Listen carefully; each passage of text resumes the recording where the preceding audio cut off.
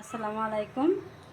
আজকে আমি আলু, পটল, উস্তা, ঢেঁড়স এবং পাবদা মাছ দিয়ে রান্না করছি।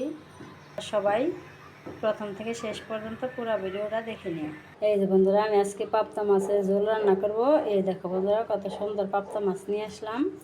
এই পাবদা মাছগুলো আমি সুন্দর করে কেটে ধুয়ে নিই, তারপর রান্নার সময় আবার দেখাবো। বন্ধুরা, আমি এই যে পাবদা মাছগুলো সুন্দর করে কেটে পরিষ্কার করে ধুয়ে নিচ্ছি। এই যে বন্ধুরা, এইখানে আমি ঢেঁড়স কেটে নিচ্ছি। আর এইখানে দেখো বন্ধুরা, বড় বড় পটল কেটে নিচ্ছি। এই যে এখানে উস্তা কেটে নিচ্ছি। আর এইখানে আমি 2টা আলু কেটে নিচ্ছি। এই ঢেঁড়স আর হচ্ছে পটল আর উস্তা আর আলু, এগুলো দিয়েই আমি আজকে রান্না করব পাবদা মাছ। বন্ধুরা, পাবদা মাছটা আমি ভেজে রান্না করব, এই জন্য আমি এখন মশলাগুলো দিয়ে দিব। এখন আমি মাখিয়ে নিব।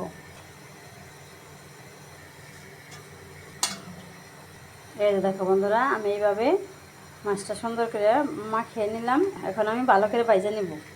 বন্ধুরা, কড়াই চুলায় দিয়ে দিছি। এখন আমি তেল দিয়ে দিব।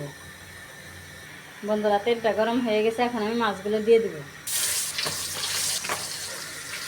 মাছটা উল্টিয়ে দিই। বন্ধুরা, এই মাছটি ভাজা হয়ে গেল। এখন আমি এগুলো নামিয়ে নেব। এখন আমি বাকি মাছগুলো দিয়ে দিব। বাকি মাছগুলো দিয়ে দিলাম। বন্ধুরা, এই মাছগুলো ভাজা হয়ে গেল। এখন আমি নামিয়ে নেব। বন্ধুরা, আমি শুধু আলুগুলাই ভেজে নিব, আর অন্য সবজি ভাজবো না। আলুটা ভাজা হয়ে গেলে এখন আমি আলুটা নামিয়ে নেব। এখন আমি পেঁয়াজ আর কাঁচামরিচ দিয়ে দেবো। মাছ ভাজার তেলের মধ্যে দিচ্ছি, সেই জন্য পেঁয়াজটা একটু কালো হয়ে গেছে। এই যে আমি হালকা ভাজা ভাজা করে নিলাম। এখন একটু পানি দিয়ে দিলাম। এখন আমি সব মশলাগুলো এক এক করে দিয়ে দেবো। আমি মশলাটা সুন্দর করে কষিয়ে নেব। এই যে দেখো বন্ধুরা, এইভাবে ভালো করে কষিয়ে নিলাম। এখন আমি এই সবজি সবগুলো দিয়ে দেবো। এখন এই সবজিগুলো ভালো করে কষিয়ে নেব। এখন আমি কিছুক্ষণের জন্য ঢাকনাতে রেখে দেবো। এই যে বন্ধুরা, আমার কষানো হয়ে গেল। এই যে এরকম করে কষিয়ে নিলাম। এখন আমি পানি দিয়ে দেবো। পানি দেওয়া হয়ে গেল। বন্ধুরা, এই যে এখন আমি ঢেঁড়সগুলো দিয়ে দিলাম। এখন আমি মাছগুলোও একটা একটা করে দিয়ে দেব।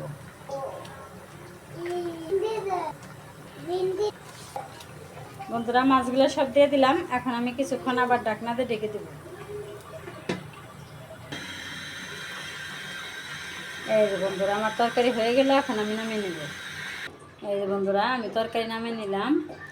পাবদা মাছ, আলু, উস্তা, পটল আর ঢেঁড়স, এই সবগুলো সবজি দিয়ে আমি পাবদা মাছ রান্না করলাম। কেমন হলো অবশ্যই কমেন্ট করবে, আর সবাই আমাকে সাপোর্ট করবে। তাহলে আজকের ভিডিও এখানেই শেষ করলাম। সবাই ভালো থাকবে, সুস্থ থাকবে। আল্লাহ হাফেজ।